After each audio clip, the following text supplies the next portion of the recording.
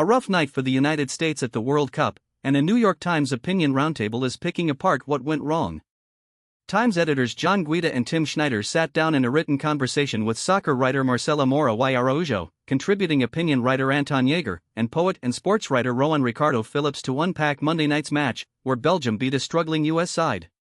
Mora y Araujo called it, simply, a win for soccer itself, a kind of redemption.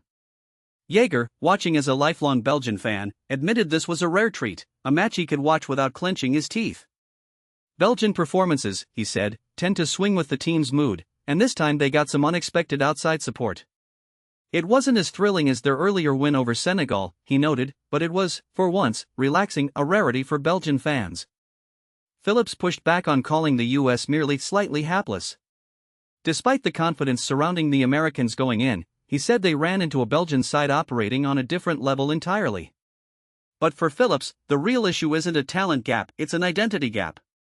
The U.S. team, he argued, still hasn't figured out what kind of team it wants to be on the world stage.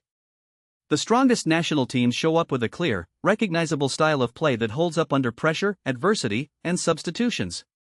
The Americans, by contrast, still look like a group of individual players searching for a shared idea of how to play together. Then the conversation turned to something off the pitch. Editor John Guida raised a controversy that had been building all week. President Trump reportedly pressured FIFA to lift a suspension on U.S. striker Folarin Balogun. Guida asked whether that intervention actually affected the game. Mora y Araujo didn't hesitate. She said Trump's involvement clearly had an impact on the match. She suggested U.S. coach Mauricio Pochettino might have handled the situation better, but his public support for the decision left his players exposed. In her view, a promising campaign that had built real goodwill around the world got derailed by one ugly saga playing out off the field.